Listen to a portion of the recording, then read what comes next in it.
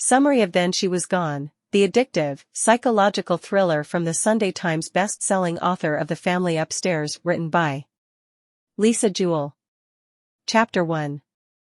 Laurel stood in the center of her daughter Hannah's flat, surrounded by a heavy air of neglect. The brightness outside failed to penetrate the gloom within, as if the shadows clung to the walls with an unnatural persistence. The window at the front struggled against a merciless tangle of wisteria, while the opposite side of the flat hid behind a small woodland, casting a perpetual shadow. This flat had been an impulse buy, a manifestation of Hannah's first bonus. Eager to solidify her newfound financial stability, she acquired a place already adorned with beautiful things. Yet, amidst the demands of her job, Hannah never found the time to shop for furnishings. The flat, once a haven of elegance, now resembled a melancholic downsizer's refuge after a divorce. Strangely, Hannah didn't seem to mind her mother's habit of entering in her absence to clean, a testament, perhaps, to how impersonal the flat had become to her. Laurel, by force of habit, maneuvered through the dingy hallway and headed straight for the kitchen, retrieving the cleaning kit from under the sink. The emptiness of the space caught her off guard. No cereal bowl lingered in the sink, no milk splatters adorned the work surface, and the magnifying makeup mirror on the windowsill sat unaccompanied by the telltale signs of Hannah's presence, no half-open tube of mascara. A chill coursed down Laurel's spine. Hannah always came home, she had nowhere else to go. Panic tightened its grip as Laurel reached for her phone, her fingers trembling as they dialed Hannah's number. The call predictably diverted to voicemail, a hollow confirmation that Hannah was likely at work.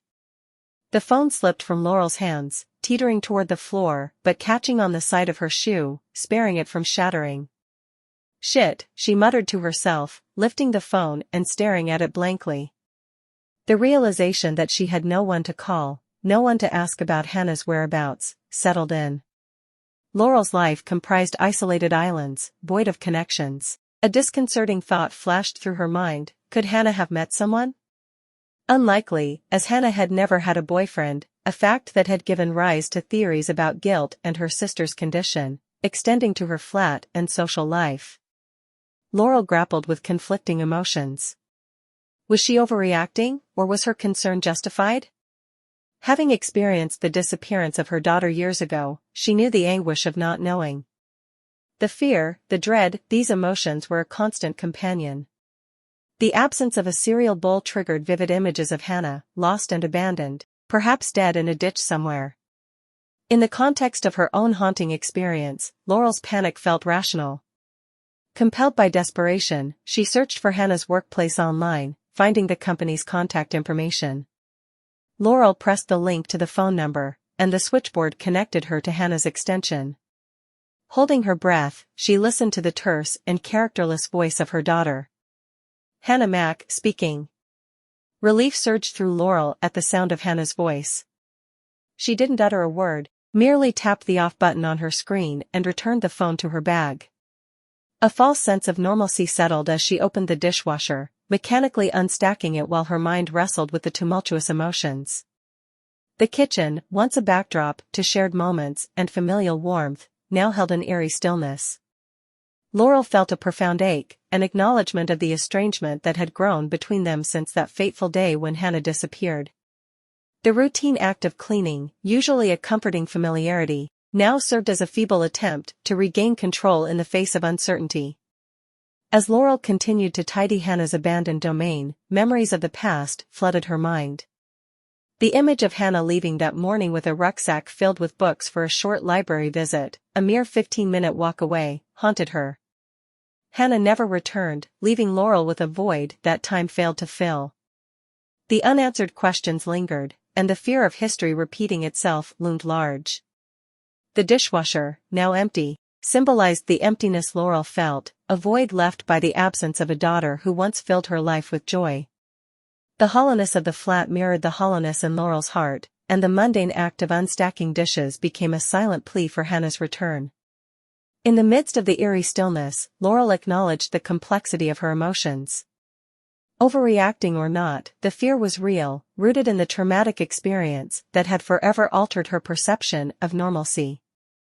Hannah's disappearance had left scars that a routine phone call or a clean kitchen couldn't heal. Laurel clung to the hope that Hannah's voice on the phone was a reassurance that this time, her daughter was still within reach, a fragile thread of connection in the vast expanse of uncertainty. Chapter 2. 10 years earlier, Laurel's life was a tapestry woven with threads of discontent and self-criticism. Despite having 3 children, each day seemed to dawn with an overcast sky of existential gloom.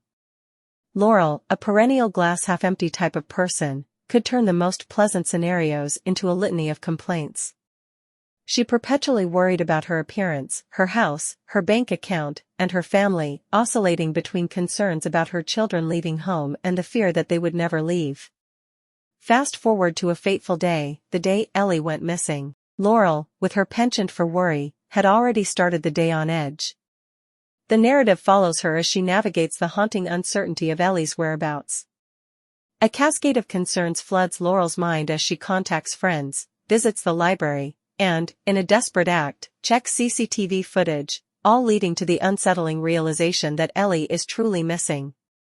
As afternoon morphs into early evening, a creeping dread compels Laurel to make the call she had been avoiding, the call to the police. The atmosphere in her home becomes charged with tension as the investigation unfolds. It's at this point that the narrative introduces a strain in Laurel's relationship with her husband, Paul. Clad in a dressing gown, barefoot, and emanating the scent of bedsheets and sickness, Paul's mere presence becomes a source of irritation for Laurel. The contrast is stark, a juxtaposition between the urgency of the situation and Paul's seeming indifference with his incessant sniffing and mouth-breathing. The narrative casts a shadow of doubt as Laurel wonders if things might have been different had Paul been more attentive or present. The police arrive, marking the beginning of an ordeal that seems never-ending.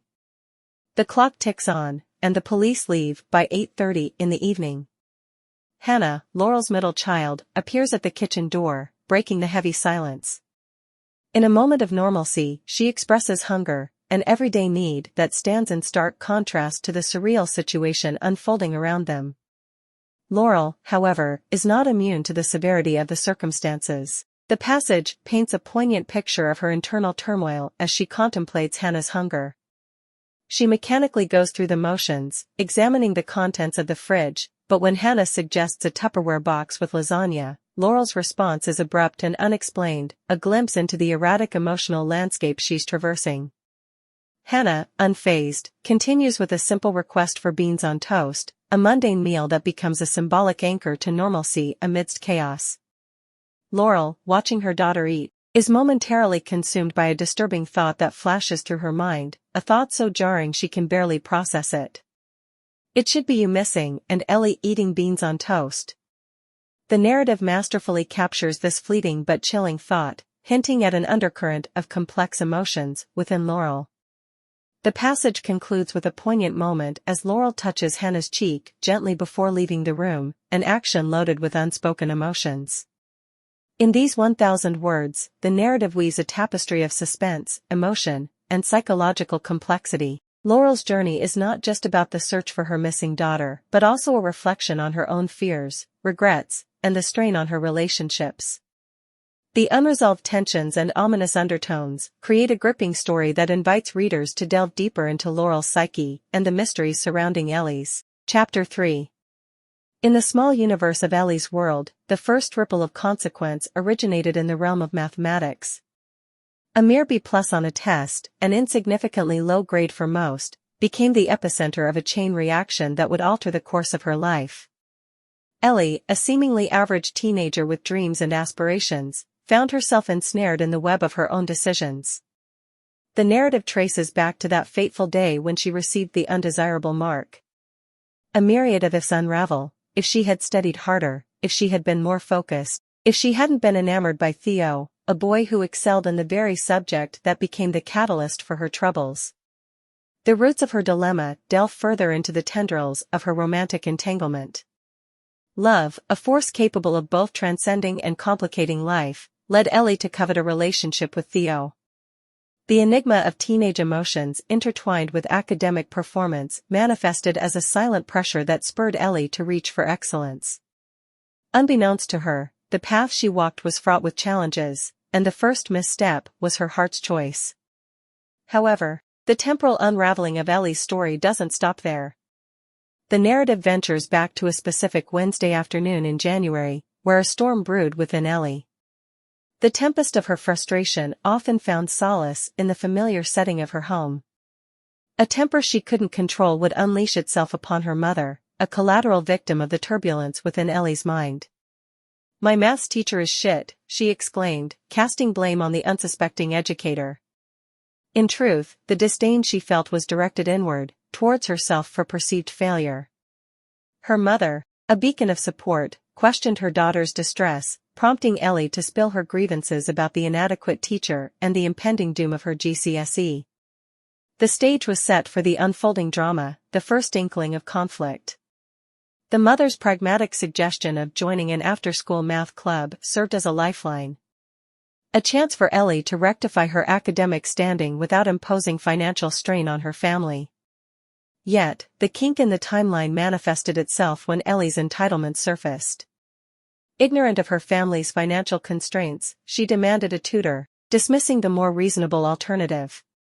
"We can't afford a tutor," her mother voiced the stark reality. A subtle plea to reconsider, to accept a less extravagant solution, was met with resistance. Ellie, caught in the throes of her own desires and oblivious to the sacrifices her family made, pushed for a tutor.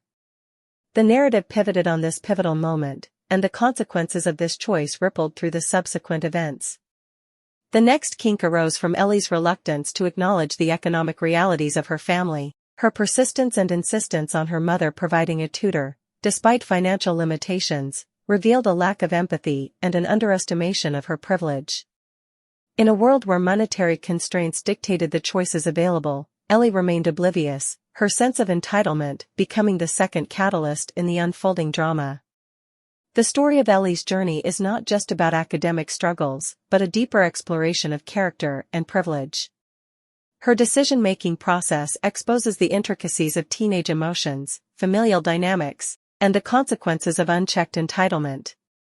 As Ellie's narrative unfolds, it becomes apparent that the tapestry of her life is woven not just with the threads of academic challenges, but also with the choices she makes, the relationships she prioritizes, and the self-awareness she lacks.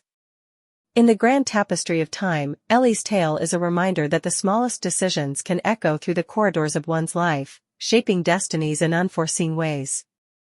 The significance of that B+ extends far beyond a grade on paper. It becomes the turning point in a story that navigates the complexities of love, entitlement, and the delicate balance between dreams and reality.